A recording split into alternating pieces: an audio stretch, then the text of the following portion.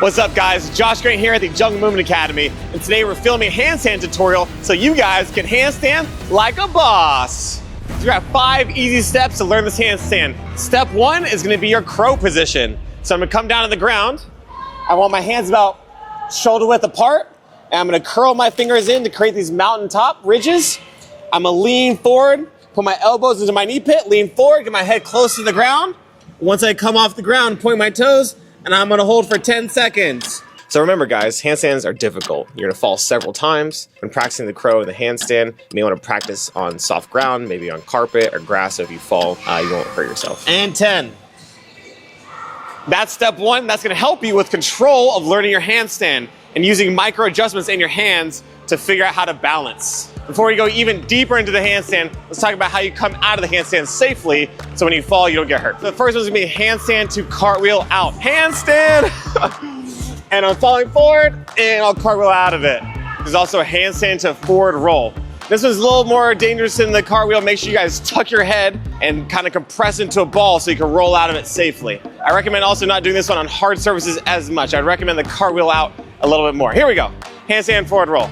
So handstand, and roll. I'm okay. So next part is gonna be our hollow body hold. On this one, I'm gonna take my shirt off so you guys see the lines in my body. It's really about stacking the bones to make sure you have the right position. All right, so we're gonna lay on the ground. You're gonna lay on the ground, and naturally my back is gonna have a gap between the floor and my back, and place my hand underneath there. So I wanna engage my core and tuck my hips. I'm gonna push my lower back down to the ground. Heels off the ground, point my toes, engage my legs. I'm also gonna have my arms come up, try to push through my shoulders and cover my ears. I'm lifting the top of my head and flex my hands to hold the handstand position. 30-second holds and breathe. All right guys, so do this hollow body hold. Remember, your lower back should be touching the ground. And this is actually a pretty difficult position to hold because you're squeezing your legs, you're pointing your toes, you're squeezing your core, you're engaging your shoulders, really pushing through. And don't forget to also breathe. It's very easy to hold your breath when engaging all your muscles. It's kind of difficult to do, and you'll start actually shaking a bunch while doing this. That's why it's very important to master this move on the ground before you try to do your handstand in the air. All right guys, let's talk about body alignment of your bones. You want to stack your bones so you can hold your handstand for as long as possible. You don't want to just use muscle to hold your handstand. You're gonna fall over, you're not gonna be able to last as long. When I'm standing here, let's say I'm inverted, my hands are up. You see how I'm looking at my hands? I am very arched, and that's called a banana handstand. That's not what we want. You want to just make your head in a neutral position and look through the top of your eyes at your hands. So you want to not arch and look at the top of your hands. No, put your head in a neutral position and look at the top of your eyes. Some people call these demon eyes, but it keeps your head in this neutral position so you can stack better and you're not gonna fall out of your handstand. There's a couple other progressions to help you guys with your stacking of your handstands. If your shoulders don't fully open, you're gonna have to work on your shoulder flexibility. The best way to do that is coming over to a block, come into a 90-degree angle and really try to open your shoulders, push your head through. Even get a partner to even push down on your shoulders with their hands slowly and gently to make sure your shoulders are nice and open so you can easily stack your handstand. Before you go right for the handstand, you're gonna try to jump up from a yoga position and just have your knees tucked. Trying to find your alignment there. Ideally, you want your hips over your shoulders so it's nice alignment, and then you start extending the legs.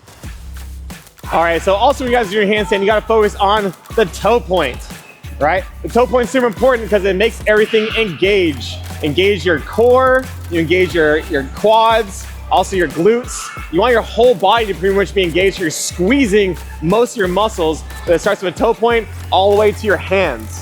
And through my hands, again, I'm making these micro adjustments for control.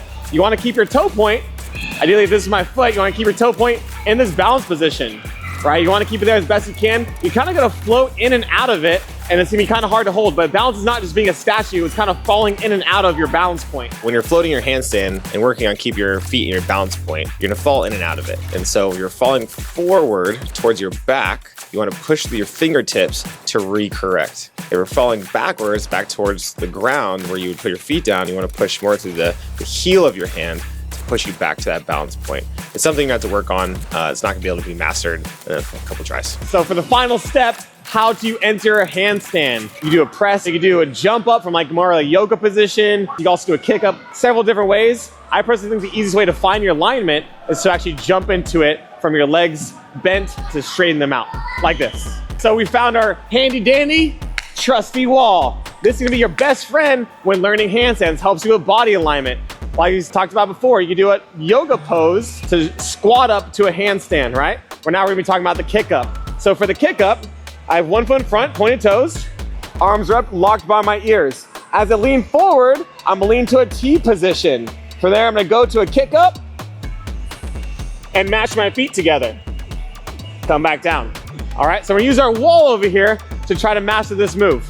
This will allow us to hold a handstand for much longer, right? Here we go.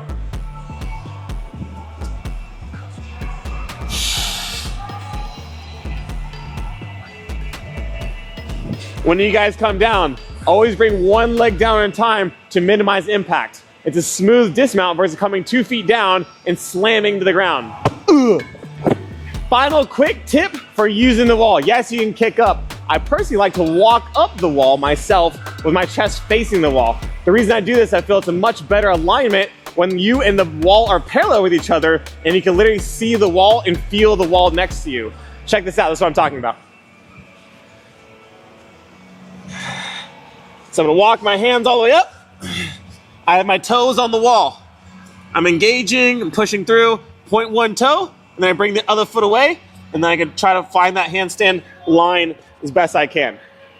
All right, guys, so make sure you guys use the wall a lot to really master a handstand. This is gonna be the best tool you have. Obviously, master all the other progression before this, but the wall, you're gonna be using the wall over and over and over. It really helps you find your line so you're stacked, make sure you're parallel. All right, guys, there you have it. That's our handstand tutorial. Make sure you guys like, share, and subscribe, and come check out the Jungle Movement Academy. Let's go.